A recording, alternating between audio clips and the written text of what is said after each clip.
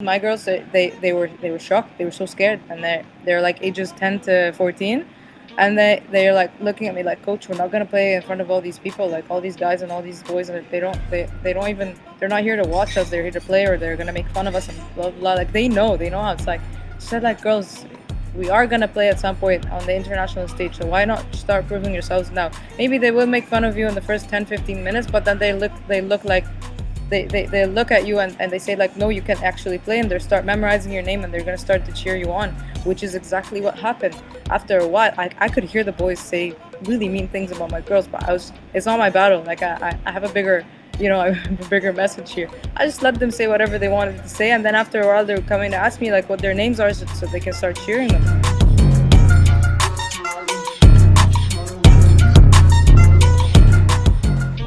Hello TF3 fam, this is Alex here, welcoming you guys to another episode of the Female Footy Forum.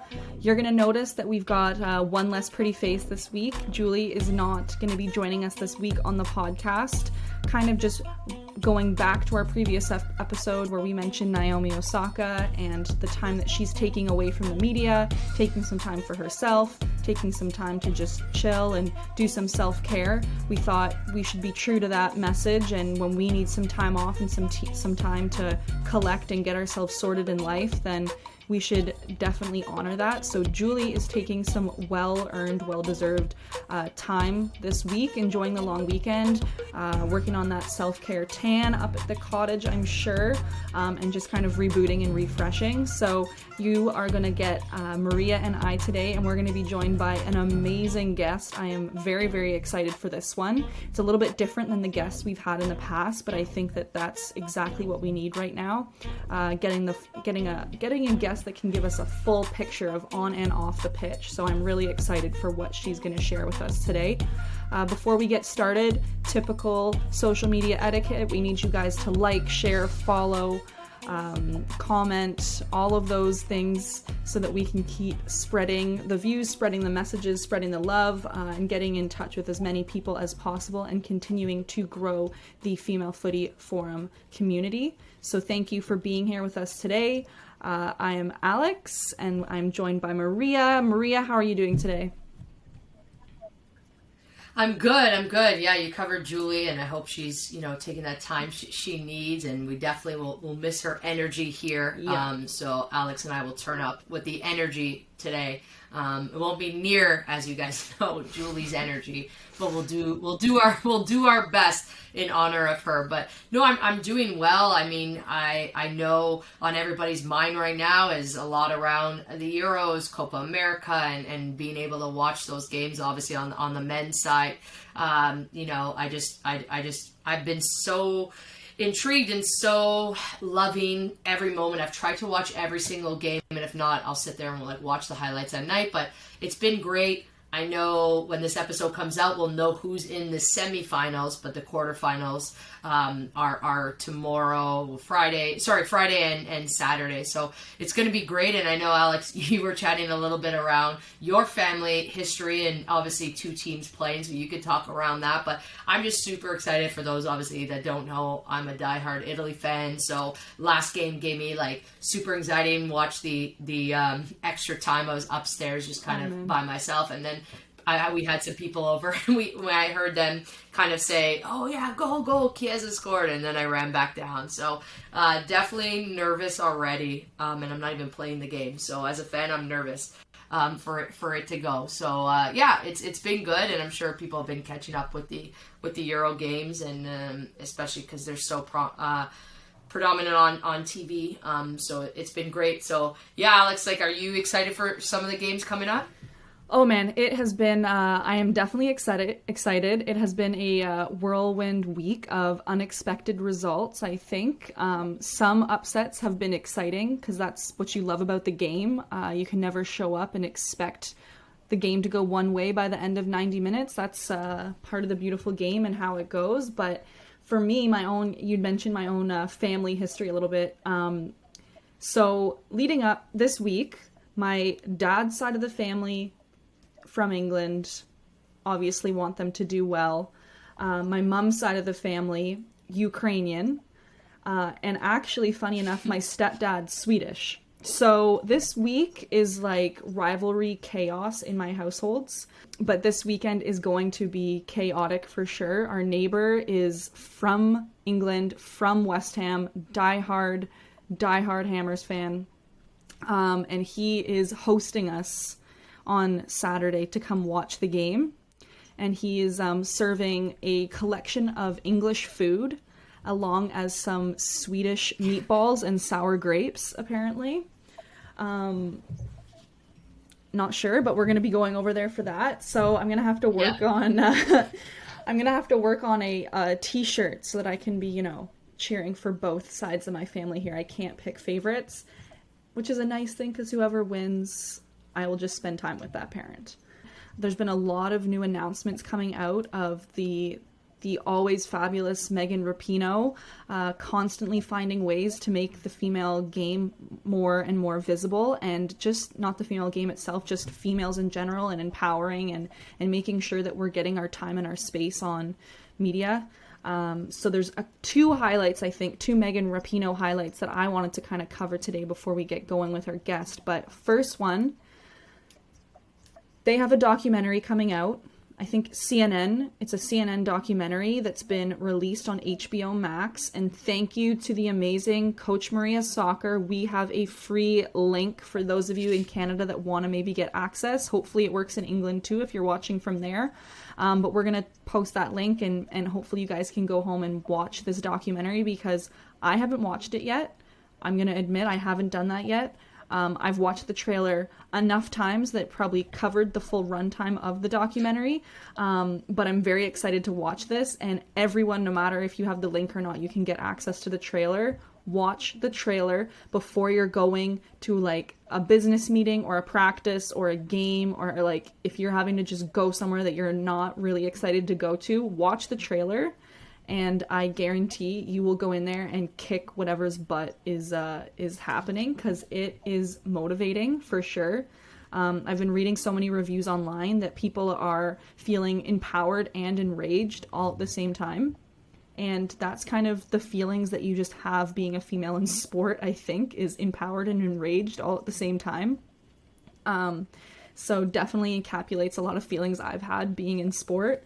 But I don't know, Marie, have you had a chance to watch it yet? Yeah, I've watched it already once.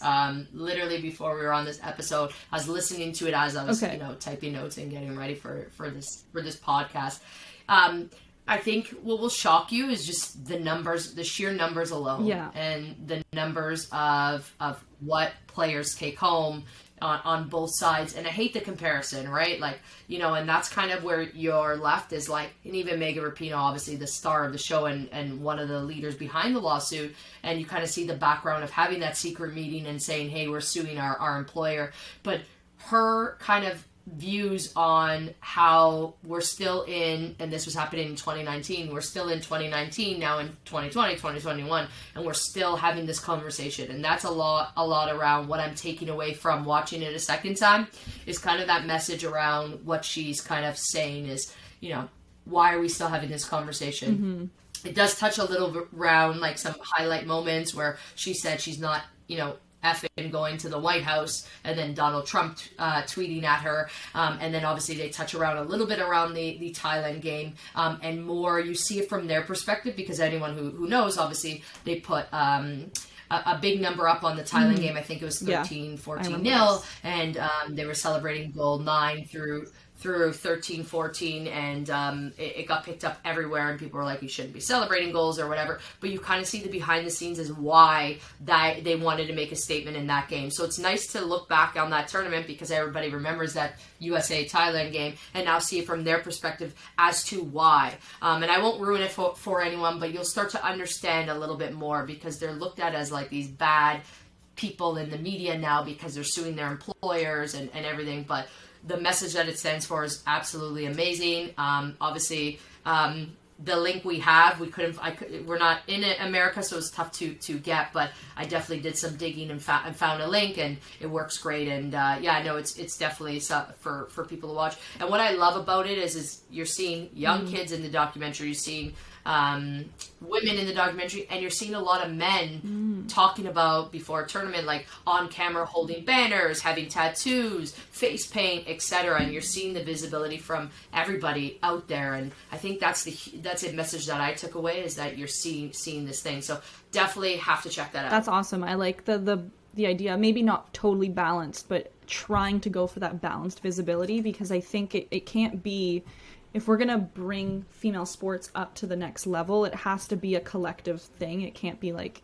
just women busting their butts to make it happen. It's got to be people accepting on the other side and getting, lots of people on board. So that's awesome. And I'm very intrigued with seeing the behind the scenes of that 13-0 game, because I remember, I had feelings about it when I was seeing how they were cheering, and I had my own opinion about it. And my opinion, I'll share it. I felt uncomfortable, I'll be honest, when I was seeing them scoring all those goals. But I think that has a lot to do with just my personality in general. Like, I was very much thinking, oh my gosh, you're hurting their feelings. Why are you doing that? And I think for myself, at least, I can't speak for all females, but I tend to always just think about, how is this affecting other people? Are you hurting their feelings? You can't necessarily celebrate and be this proud, confident person all the time, because you might hurt someone else's feelings. And that doesn't always happen on the other side. You don't always get that judgment or get questioned for not thinking about others. So it was definitely a time when that was happening, was making me be a little bit more introspective and saying, what does this really mean that I feel this way? That's a whole other discussion, but I'm excited to see where they stood and where they were coming from, and kind of their motivation for making noise like they do, because they are very good at making noise. So I'm excited for that one. So definitely check that out. Any of you guys that are watching, check that out. Send in your opinions. DM us if you get a chance to watch it and tell us what you think. I'd love to maybe, do something with this and see if we can generate some conversations, maybe get some people on board to kind of submit some videos on their thoughts, share some things. We'll see what we can do in the background with that, but that would definitely be a cool thing to add, for sure.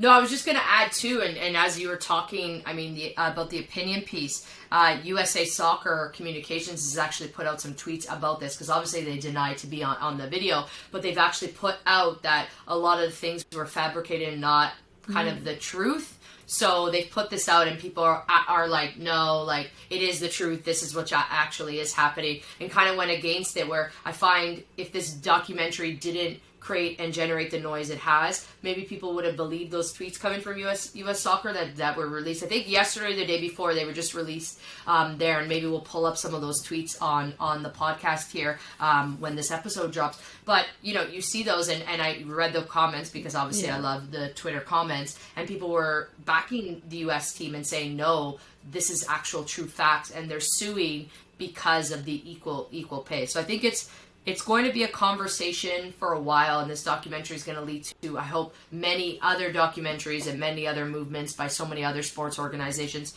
away from soccer. So no, I think it's absolutely amazing, and I know we're going to touch upon this documentary more and more as more content gets released, and then obviously leading into the next big tournament and seeing the pay differences come out, because we're hoping that the pay differences are equal, if not better, for the women. No, I'm excited to see where this sets the trajectory for female sport, for sure. I think it's going to be the catalyst for a lot of discussion and change. So that is very exciting. And speaking of another catalyst for change, Victoria's Secret, they always have their famous Angels fashion show.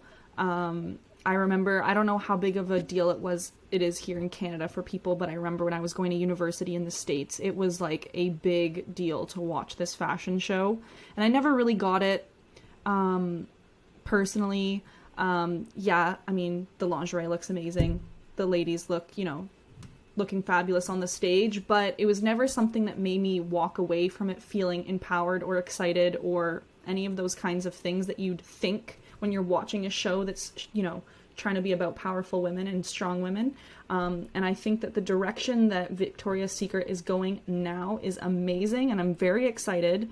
And they've brought in Priyanka Chopra Jonas to kind of head this project, and they are going for a bold new look. They're getting rid of the supermodels, and they're bringing in what they're calling the Victoria's Secret Collective. And it's going to be a group of women recognized for their accomplishments and opinions. And the hope is that they will help Victoria's Secret reconnect with female shoppers, who have kind of created this like narrow-minded idea of what beauty is, and trying to kind of redesign what beauty should mean. And it's more about what's on the inside than what's on the outside. And I think this is an amazing movement. And of course, one of the most high-profile members of the 7 Strong Collective is professional soccer player Megan Rapinoe. So there she goes again, making waves, making noise. So I'm very excited to see what she kind of does with this project, and to see what happens, and to see what the fallout of this avenue is too, because I think that this is another one of those platforms where it's a pretty male-dominated event in terms of viewership. So if you're going to take strong, powerful women that have things to say and have accomplishments, and putting it in an arena where typically men are watching not for the opinions that are coming out of females' voices, and kind of creating this change of dynamic, I think is going to be very exciting. So I'm curious to see what happens with that as well. No, that's huge. I'm so excited, and I think it's going to be a great initiative, and I can't wait to see it. Again, as you're saying that, I'm thinking about all the positive that will come with it, but also the negative that will come with it, because these viewers are obviously interested in not what the voice and the opinion of the person is, like you said. It's more about what they look like. So obviously I know that's changing. There's so many things changing in the model industry, and Victoria's Secret's taking a massive step, which is huge. But definitely the trolls will be out. But I know it'll do more positive than harm. But I'm glad these women and Victoria's Secret is taking this step, which probably wasn't easy for them, but it's the right step that we need in 2021, as we always talk about, in order to empower more females and more voices, not just supermodels in an industry. You know, that body image, especially on the female side, is so important. So I'm so looking forward to that. And obviously Megan Rapinoe making waves. You can always count on her to, whenever things get quiet, she'll find a way to make the noise again. So credit to her. I appreciate everything she does for the sport and just for females in general. Definitely a fan of her. Okay, speaking of a strong, powerful woman that has accomplishments and opinions and is able to speak her voice and speak her truth, Maria, you were able to find this amazing guest that we're going to have today.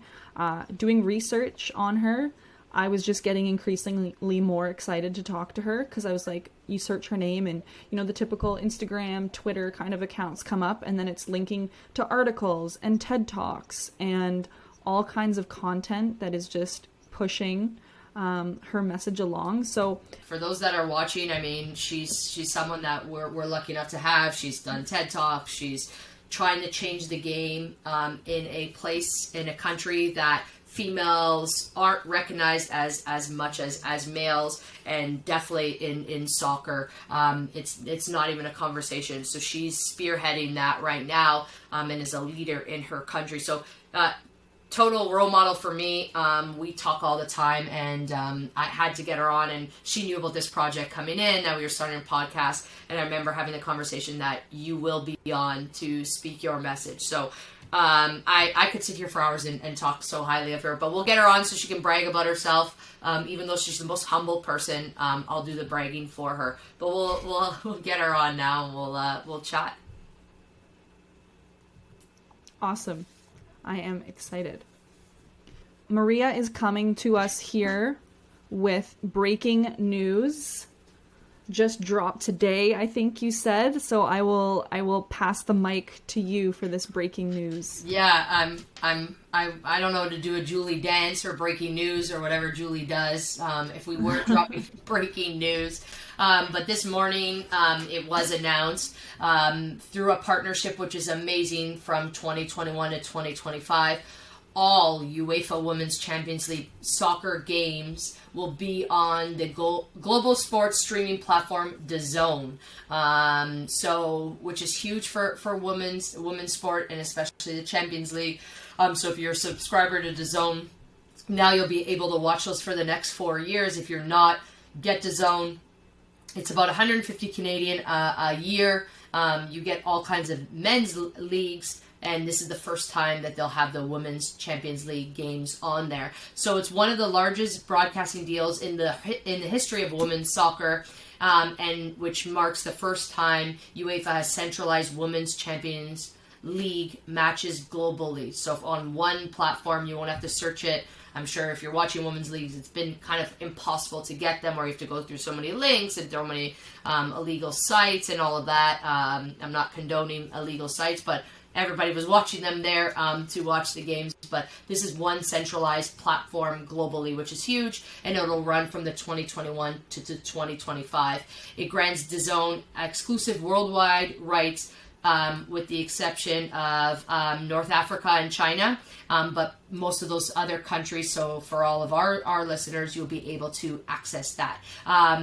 Both UEFA and DAZN hope the move, particularly with the YouTube's free model watch, will bolster women's soccer, which is traditionally lagged far behind men's in terms of salaries, publicity, and merchandise. The first 2 seasons from the 2021-2023 will encompass 61 matches from the group stage onwards, and will be available live and on demand on DAZN's subscription service platform, which is huge. So I'm super excited that they've landed this deal, and that way I know in our group chats too, we're like sending links over and trying to find the best way to watch some of these games. So now on one centralized platform with the commentating, with the build up to these big games, and being able to watch it all has been great, because obviously most people in Champions League on the women's side are watching the big teams and the big names, but now to be able to watch all 61 games of clubs who have just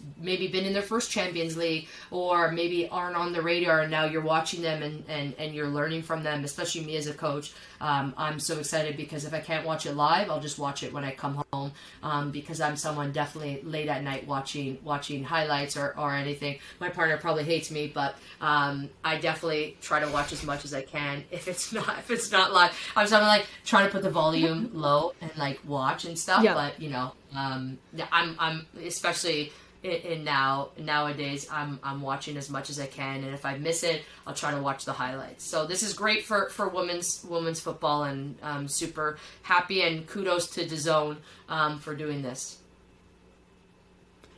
Yes, 100%. I am so excited for this. I have so many players that time and time again said that they couldn't watch it because they couldn't find the link, or their parents wouldn't let them use the random link, or it was too difficult because trying to find different streams and agree to this and give permissions to that. And it was just so challenging for them to get to the games that they felt it was just easier to not watch. And that should never be the case in 2021, that it's just easier not to watch. We should all have access to be able to watch this stuff. So I'm very excited about this, and I could not relate more to your comments about your partner probably going crazy with the noise and watching stuff late at night. I'm so grateful for closed captioning on videos these days, because I can like read along in silence and get my content in that I need. So I feel you on that one. But this is a very exciting breaking news. Yeah, exclusive. So the Julie dance or whatever Julie would do. I just gave a fist bump, like my back in the day when you used to watch Jersey Shore. Yeah. So this is for the fist bumps for Julie. Awesome. So thank you for our amazing guest. Like I said, we've bragged about her a little bit in the intro, so I won't take any more time bragging. Alex and I were bragging about everything she's been up to. So we'll pass the mic over to her, and she could just tell us a little bit around herself and her story, and then we'll dive into everything she's currently up to, because she's definitely someone in the women's football game that is changing the conversation, especially in the country she currently is in. So we'll give you the floor. Cool. Hi everyone, my name is Farida Salem. I'm a football player and a coach. I'm also the founder of Empower Football Academy. It's a girls' football academy here in Egypt, Cairo, Egypt, where I grew up. I studied sport health and phys ed in Vancouver Island University in BC. Played soccer there for a bit on the school team, and Div 3 moved on to Div 2 in Nanaimo United FC. And I've also played here in the national team when I was 19, very briefly. Yeah, that's pretty much it. Like me in a nutshell. What I do now is mainly coaching and running the business. I've put playing on pause for a little. Yeah. Amazing. Tell us a little bit about, I mean, you have a lot of great highlights just in that, 2 minutes there. So I kind of wanted to take us through that journey, because going from Cairo, Egypt to Vancouver Island University, and not everyone that's watching has maybe been to either of those places. Myself, I've never been to Cairo, but I have been to Vancouver Island. So I can only imagine what it is like going from Egypt to a tiny little island on the west coast of Canada. So what was it like growing up and making that decision, and then making that decision and getting there? Like, what was that process like? Well, I pretty much grew up playing with boys here because, there weren't any opportunities for girls. It was still like pretty small scale or non-existent. I actually started playing in this club here where I am on boys teams. And, I just was fed up with people saying no all the time, like, no, you can't play football. No, you can't play on a boys team and still compete. No, you can't study and play at the same time. No, you can't do a national team and blah, blah, blah, and travel by yourself as a girl or whatever. Like, and you can't go study abroad, of course, by yourself. So all of these, like, no's, like, really frustrated me, growing up. I'm like, no, I want to do all these things, so I will. And I did my best to, like, overcome all these obstacles and say, like, no, I can. Yeah, and I want to, and I will. Watch me. So I did that, and every step along the way, I was thinking to myself, like, I am going to make it. I'm going to make it. Like, at least I'll go as far as I possibly can, and then I'll turn around and inspire the rest. Live kind of vicariously through them, you know what I mean? So that's behind the idea behind Empower. But I mean, I have gone like pretty far in that career, thinking that it is not a men's sport. I mean, it's not a women's sport. It's only a men's sport here. That in itself is huge to me. Like, no, of course it also belongs to us. Like, what do you mean? So that just by merely existing here, doing what I do is already being Fair. a rebel. Like, I think in most ways. So for me to go to Vancouver Island, honestly, I thought, wow, like, what if they don't understand me? Like, what if, I don't know, like, I had this fear, like, right before the flight. I was thinking, like, hey, like, what if nobody gets it? Like, they wouldn't get who I am, what I did to get here, and all this stuff. And I'm like constantly in fear that people will not understand me. But then someone I look up to very closely here is like, Farida, people already don't understand you in Egypt. So might as well take a chance in Canada and see what happens. And so I went there with, coming from Cairo, a huge city, like over 90 million people, 90. It's not even close to, what Vancouver Island is going to look like. Shops closing at 7 and people going to bed early. I'm like, what is this place I'm in? It was a huge adjustment, of course, but I kind of knew what I was getting myself into, because I traveled a lot all throughout my soccer years. Like, I traveled to Italy with my team, to Turkey, to the States. Like, I've been all around kind of the world, and I have friends all over the world who kind of give me a little bit of sense of what the culture is like and whatnot. And I grew up watching movies. Like, for me, being in Canada was like a movie, because what the West Coast is like, you know what I mean? So it's entering a movie, and I took it with the lightest of hearts, and I had the time of my life there, of course. I kind of wanted to talk around, obviously, what you were facing going into Vancouver, and then now you obviously are home. You're coaching the next generation. Do you find some of your players are now obviously being inspired to go and play in Canada or play abroad, or do they still feel those nerves now in 2021, as they'll never be as equal as a male, and maybe the play is not the same, and are they still kind of discouraged to play football in Egypt? Because I know you went through it. Is it kind of the case there? Because I know you've been working so hard to change that conversation, but I know it probably hasn't been easy. So if you just want to talk around now coming home from Vancouver and starting in Power and the girls that you're currently working with. No, yeah, absolutely. They feel like it's a much easier pathway now, and it's they can see it at least. Like at first, we didn't see it at all. Like they see it as something that is possible, and they know I'm doing everything I can to help them get there and pave the way. And they follow me. Like they know what I do and the connections that we make. Like Empower has over 7 international partners, and we only launched Empower in 2019.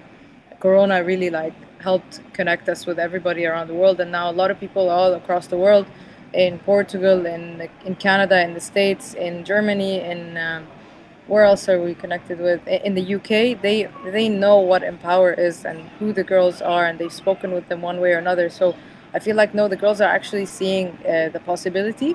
But around us here, I took them to El Guna. It's by the Red Sea. It's a place here in Egypt. We traveled 5.5 hours to have a camp and play a friendly match.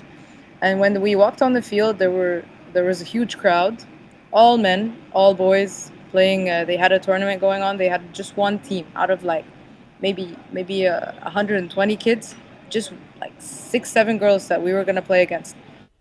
When they walked on the field, my girls, they were shocked. They were so scared, and they're like ages 10 to 14, and they're like looking at me like, Coach, we're not gonna play in front of all these people, like all these guys and all these boys, and they're not here to watch us. They're here to play, or they're gonna make fun of us and blah blah. Like they know how it's like.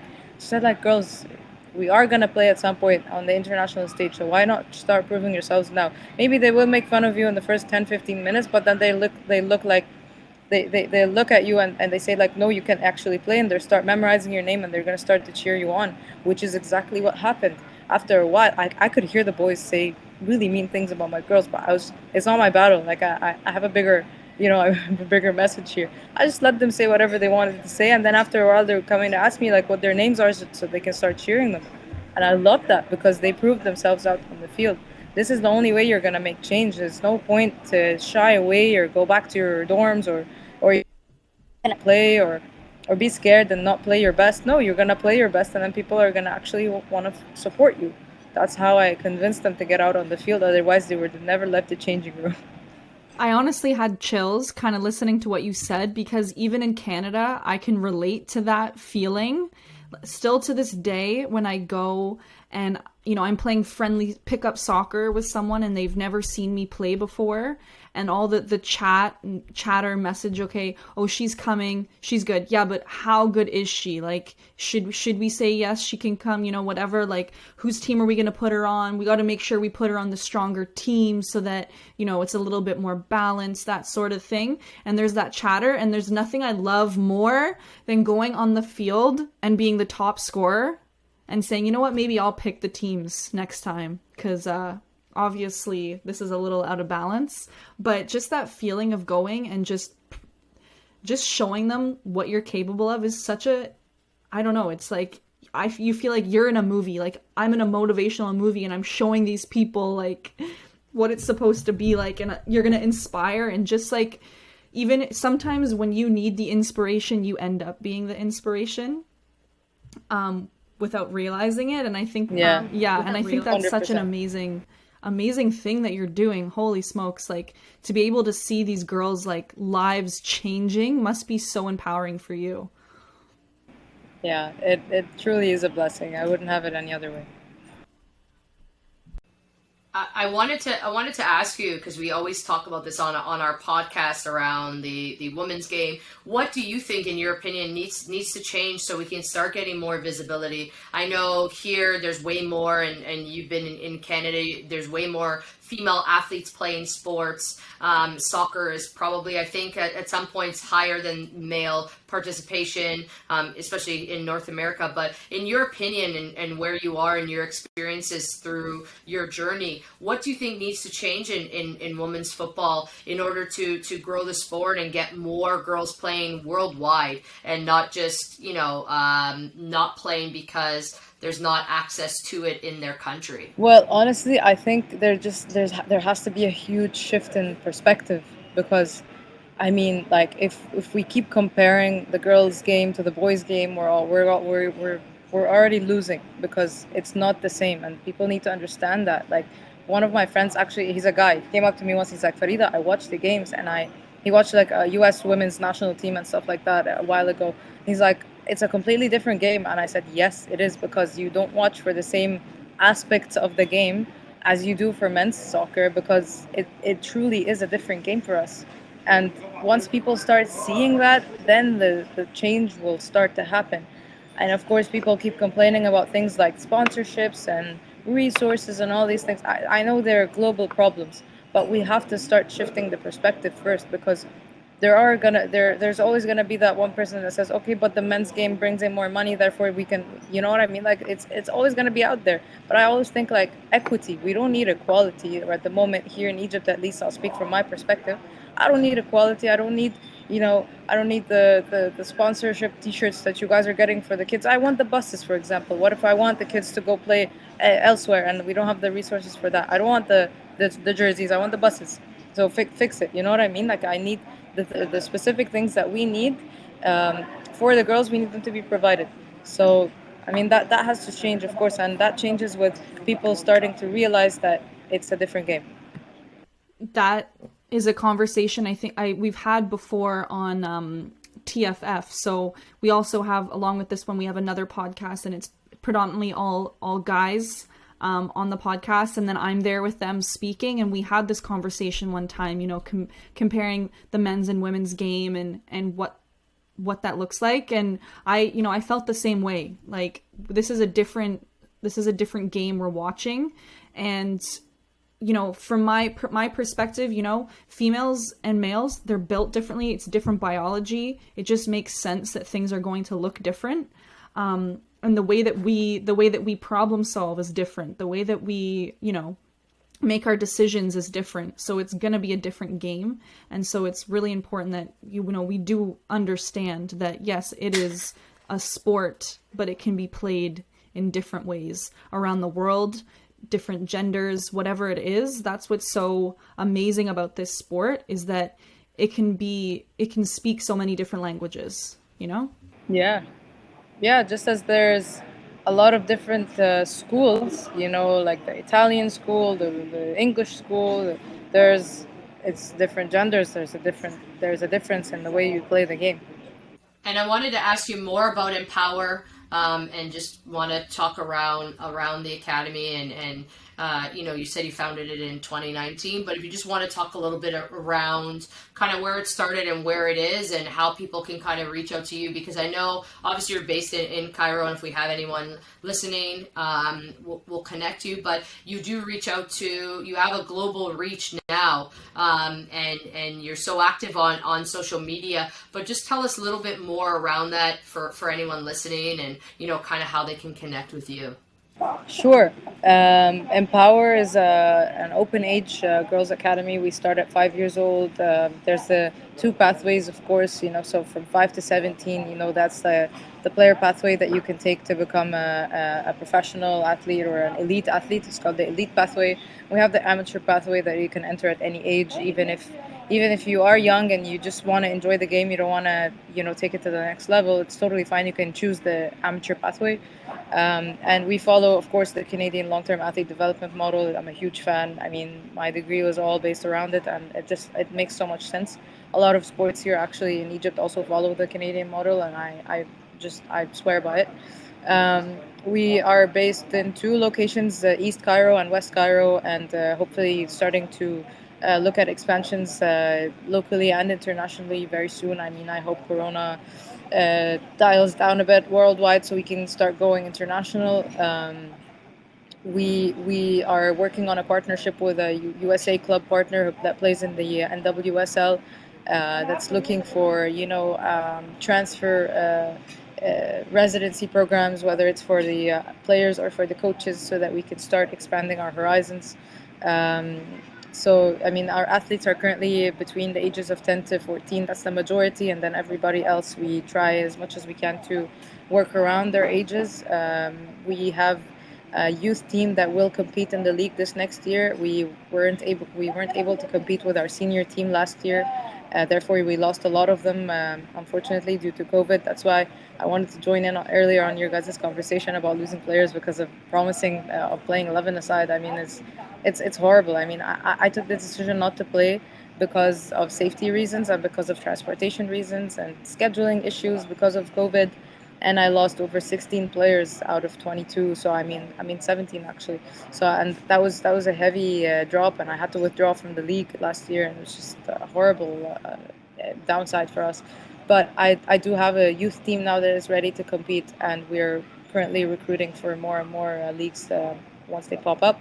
We have the under 17, under 19, and the Div 3, 2, and 1. These are the official leagues in Egypt.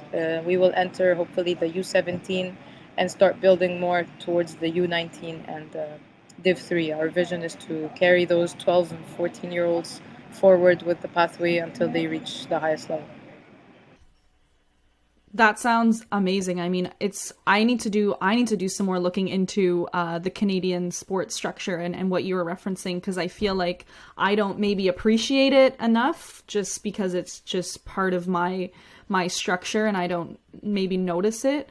But to hear that it's being used in Africa, and people are multiple different organizations and sports and things are using that model, and I don't know enough about it. That was I liked hearing that because it's going to make me have to go and do some investigating myself and see what's going on back home. So that was really interesting to hear about. And then, yeah, just this. I don't know if we want to spend tons of time on this, but we were talking earlier about, safety and making decisions for your players and sometimes having to make difficult decisions when it's in the best interest of your player. So what's it been like for you, I guess, having to make those tough decisions on behalf of players and on behalf of an organization, and perhaps being female and having to deal with people that are maybe older than you or male or people that don't agree with you? What's it been like being in that power position, and how have you dealt with it? Well, honestly, it's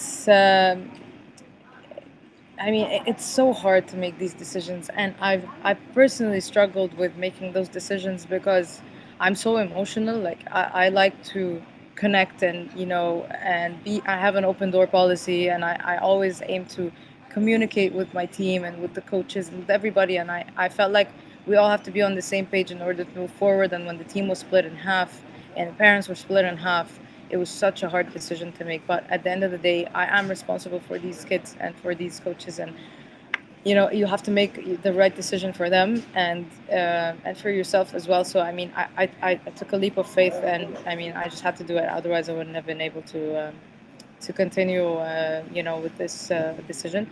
But yeah, I mean, you also talked about injury for a little bit. Again, it's a huge topic here. Like, I don't want 12-year-olds thinking, oh my God, I have an injury, or I pulled my quad, or I tore my ACL. Like, these things are horrible. I don't want them to go through that experience now, because when I was 14 years old, I tore my ankle tendons. It wasn't like it was second degree, but for me to be away from the game, and I was so stubborn, I kept playing. For me to be away from the game for 6 months, I was the saddest person in school. Like, I don't even think I was depressed, but maybe I was. Like, I was that sad. And the second year, because I didn't recover properly, I injured my other ankle. It was a third degree this time, full rupture, and I stayed in for 9 months, and that literally was the saddest part of my life at the moment. But it's what got me into coaching, so I'm thankful for it. But other kids might not be. Like, they might not have that opportunity that came up to me, and they just might lose interest in the game altogether, and it's such a sad thing to go through. So I don't want them to be exposed to injury just because of a silly, like, 2-3 months wait or a season's wait. Like, I don't care about waiting. Like, they have to be aware of this, and they have to be patient. So I mean, I did lose a lot of everything. I was sad. I was so, but I mean, overall, I think it was the right decision to make. So yeah. No, that's tough. I mean, we've talked about this on here. I mean, now because it's so nice out and the summer season is a season which I could rant on, and we would be here for a couple years on my rant on why we play in the summer here instead of our league. Because again, the summer for me should be spent as a training time, not our actual league. And again, I know it's cold, but we should be able to have those options. And now coming into the second summer around COVID, and rushing into a season, both Alex and I have chatted about it in length, and so many other coaches around why the rush to start playing right away. And I have injuries on my team. You've obviously experienced injuries. I know Alex said she was experiencing injuries. So it's like the rush to come back, and us making these decisions and being these small fish in a big pond, we're not being heard. And there's 80% I find sometimes who want to play games, and we're the 20% who are thinking this is going to lead to injuries, and now we're seeing it on our own team. So it's tough definitely making those decisions, and especially always having that conversation. I'm a female making those decisions is tough. But again, I like your perspective on losing players, and I wanted to touch a little bit around that, because that's the reality. A lot of coaches who are going to be listening to this, or parents, or on teams where not one or two lead, but a whole team, like you said, 17 players or whatever, get up and walk away. And it's not an easy decision, and then you're left with the 4 or 5 girls that stick around, and you have to have that conversation with them on what just happened. But what's kind of your message to your players around losing players, and losing a team, because 17 is like almost a full team, and kind of how you go through that. And it would help me as well learn from you, because you've just experiencing that.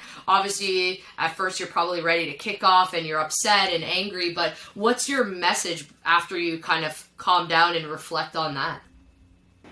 After about 6 months of reflecting, I was able to think that, people come and go, like players come and go. And I've seen it firsthand, like people who we've had in 2019, early 2019, disappeared like all of 2020, and then came back 2021. And it was like such a relief, so happy to see them. And we always have our door open at Empower, and everybody who left, I told them, like, you're always welcome to come back. So I feel like my message and the conclusion I've reached is that people come and go, just like in your life. Some people are there to stay, and some people are here to teach you a lesson and walk away. Maybe they'll come back, maybe they will not, but I wish them luck nonetheless.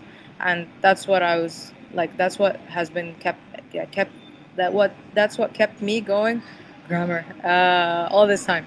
So yeah, I mean, that's pretty much it in a nutshell, is that, they come and go, and I'm sure they're gonna come back. It reminds me a lot of, so I was watching your TED Talk earlier today, and you were talking about who's on your team, and just going through how there's these different personalities, these different people that you find on your teams, and it's a reflection of society and who you're going to find in life and in jobs and in friendships and in families, and accepting, the roles that they play, and teaching these kids life skills. And you kind of touched on it there. People are going to come and go, things are going to work out, things come around full circle, revolving door. Sometimes things don't come back when they're not serving you anymore. And I thought that it was just that the conversation you had in that TED Talk, and for anyone watching the podcast right now, if you get a chance, go watch it. First of all, it was amazing to just see you so naturally go in and out of speaking 2 languages while doing a 12-minute conversation. So that in itself was just impressive, no matter what you were saying, but then the content that you were also talking about was so relevant and so important. And that's such a key thing for me in my coaching, and I think, Maria, for you as well, is just what are we actually trying to accomplish through coaching sport? Yes, we want to teach the actual skills and show them to have a love and an appreciation for the game, but at the end of the day, we are influencing and inspiring and empowering young children and young females, and showing them how we interact with each other, teammates, coaches, parents, friends, family, and interact in the world. And I think that's just such an important part of what you're doing as a person, coach, and empower, and just the way you're talking today too. I think it's an amazing thing, what you're doing. And I don't really have a question, but I just wanted to say the TED Talk was worth it. And I just think that the messages that you're talking about are so important, and that life skills aspect is important, and it's relevant to this return to play thing too. What are we trying to teach as facilitators, coaches, technical directors, overseers of programs? What are we trying to do with our sport organizations? Are we just trying to teach the skills and make the money, or are we trying to accomplish something else with these sport organizations? And I think this is going to force people to really reflect and ask questions. I mean, I feel like what we're trying to teach the kids or everybody at Empower is that we don't live in a bubble. We live around people, and these people affect our lives whether we like it or not. And we teach them to use their voice. You know, I think me and you talked about this a while ago, Maria, that, you know, we give them a voice, we give them a platform, and we try to empower them to become their own people, kind of thing, and have their own social media platforms and whatnot, and start spreading their message across.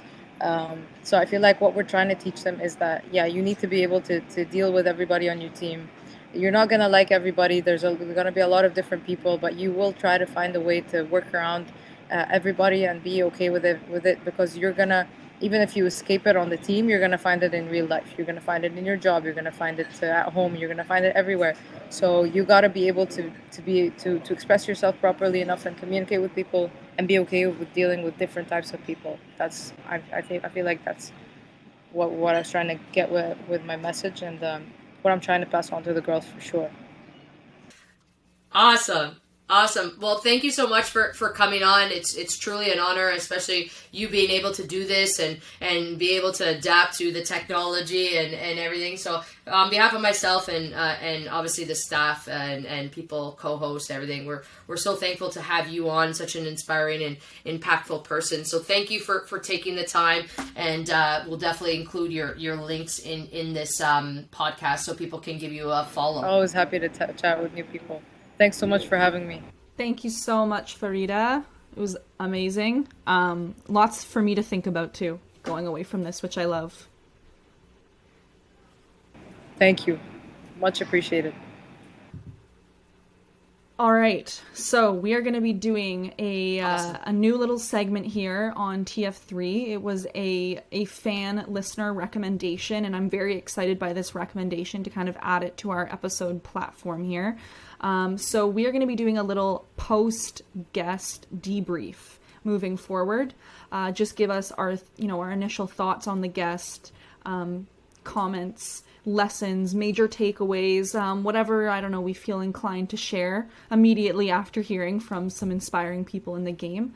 And hopefully that'll kind of generate some thoughts on the listener's end as well, and we'd love to hear your thoughts on guests too. So for our first ever post-guest debrief, what a guest to have for our first debrief, because great find. So thank you, Maria, for getting her on board and getting her to be a part of this TF3 platform.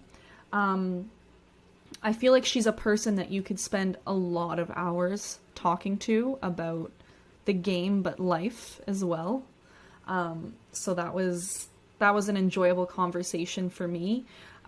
She talks a lot about stuff that I've always kind of been drawn towards in sport. I've found as I've grown through sport and gone through injury and that sort of thing, is understanding the bigger picture of sport and what it truly means to me.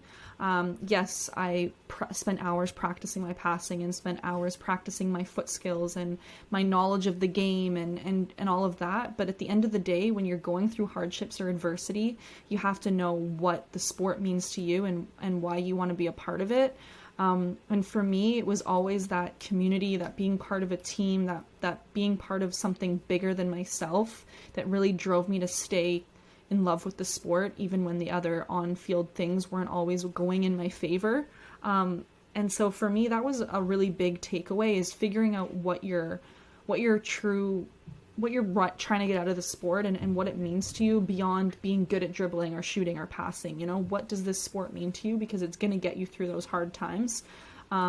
So I think just a really great mindset to have, and I'm very glad that there are people like Farida that are influencing and empowering the next generation of players for sure. Maria, what did you think?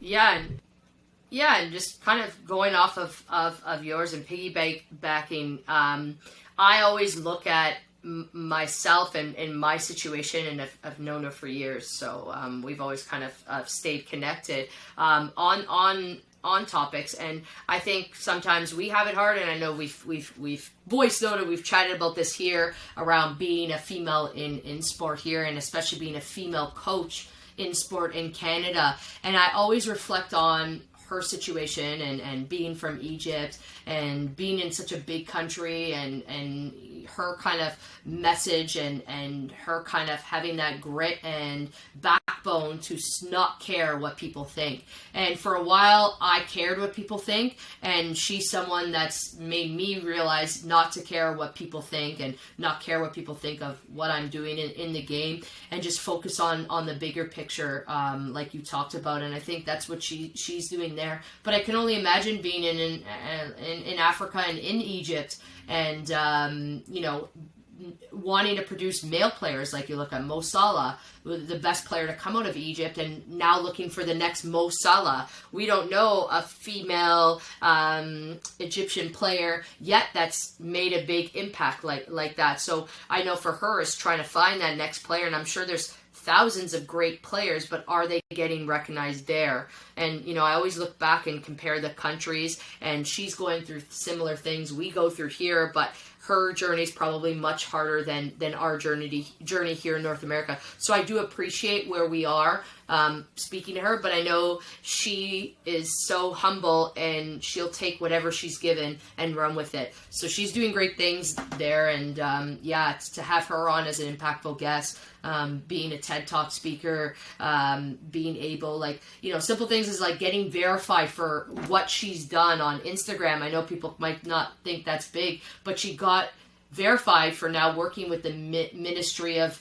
Egypt on sport. Like, that's a massive movement for her. So hearing her talk and being able to have her on was a huge inspiration. I love hearing her talk. Like you said, you could just sit with her in a coffee shop for hours and just talk about her journey and what she's doing, because she's someone that always has ideas. I could spin an idea off of her in 5 minutes. She has 40 more for me. So it's awesome. Those are the people that you love, but also are you're giving me so many different ideas. I don't have enough time in the day to pursue all of these things, But I was reading online somewhere, and I don't know, I'll have to find that. We'll put this quote up so people have it, because I'm probably going to butcher it. But she was saying something along the lines of, she's always held herself to the idea that we're all given 24 hours, and it's up to us to use those 24 hours how we want them to be used, and to take advantage of every minute that we have in every day. And I think she quoted at some point saying that she has the same 24 hours that Cristiano Ronaldo has.